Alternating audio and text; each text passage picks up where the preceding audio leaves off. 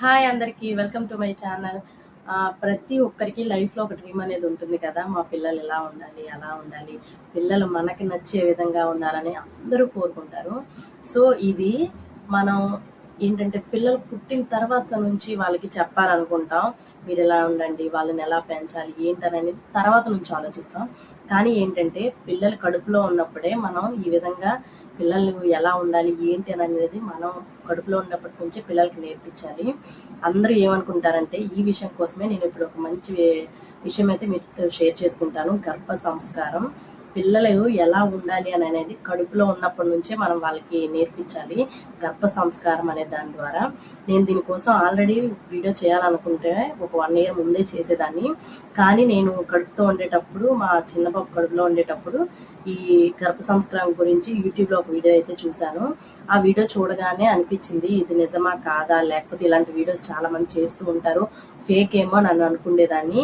తర్వాత ఏంటంటే నేను కూడా అప్పటి నుంచి 3rd month అనుకుంటా అప్పుడు నాకు ఆ 3rd month నుంచి నేను కూడా స్టార్ట్ చేశాను గర్భ సంస్కారం అనేది. వాడికి కడుపులో ఉన్నప్పటి నుంచే అన్నీ చెప్తూ ఉండేదాన్ని ఎలా ఉండాలి ఏంటి అనేది. నాకు ఇప్పుడు అర్థమవుతుంది. బేబీ పుట్టాక అచ్చు నేను ఎలా అనుకున్నానో వాడికి ఎలా ఉండాలనే చెప్పానో సేమ్ అలానే ఉన్నాడు. సో మీరు కూడా 3rd month అయినా ఏ మంత్ అయినా పర్వాలేదు, అప్పటి నుంచి గర్భ సంస్కారం అనేది మీరు స్టార్ట్ చేయండి. తప్పకుండా ఇది వర్కౌట్ అవుతుంది. అది ఎలా చేయాలి ఏంటి అనేది ఇప్పుడు నేను ఈ వీడియోలో మీకు చెప్తాను.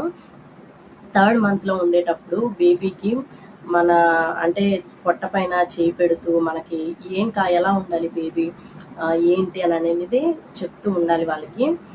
గుడ్ హ్యాబిట్స్ కానీ లేకపోతే వాళ్ళ ఫ్యామిలీతో ఎలా ఉండాలి, సొసైటీతో ఎలా ఉండాలి, ఇంకా ఇలానే అన్ని విషయాలు చెప్తూ ఉండాలి. వాళ్ళు ఎలా ఉండాలి ఏంటనేది మనం కడుపులో ఉన్నప్పటి నుంచి వాళ్ళకి చెప్తూ ఉంటే అర్థమవుతుంది. ఎందుకంటే నేను ప్రయత్నించాను కాబట్టి మా చిన్న బాబు విషయంలో ఇది వర్కౌట్ అయింది. మా పెద్ద బాబు ఏంటంటే బాగా అల్లరి చేస్తూ ఉండేవాడు. వాడు మాట వినకపోవడం, అన్నం తినకపోవడం బాగా విసిగించేసేవాడు. సో నేను అందుకే ఈ గర్భ సంస్కారం అనే దాన్ని ఇక్కడ 3rd monthలో ఉండేటప్పుడు అయితే స్టార్ట్ చేశాను. దీనివల్ల ఏంటంటే మా చిన్నబాబు కూడా చక్కగా మాట వింటాడు. నేను ఎలా అయితే ఉండాలి అని అనుకున్నానో సేమ్ అలానే ఉంటున్నాడు. సో మీరు కూడా ప్రెగ్నెన్సీతో ఉన్న వాళ్ళు ఒక్కసారి ఇలా ట్రై చేయండి. తప్పకుండా ఇది వర్కౌట్ అవుతుంది.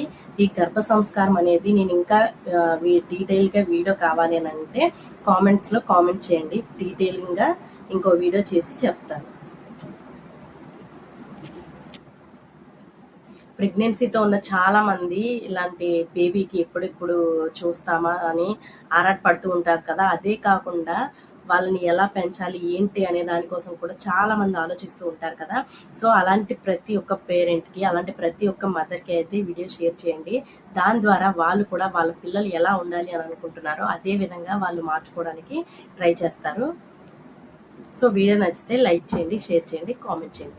ఇంకా ఈ గర్భ సంస్కారం కోసం ఏమైనా డౌట్స్ ఉంటే మీరు కామెంట్స్లో నన్ను అడగండి. నేను దానికోసం మంచి వీడియో అయితే చేసి పెడతాను.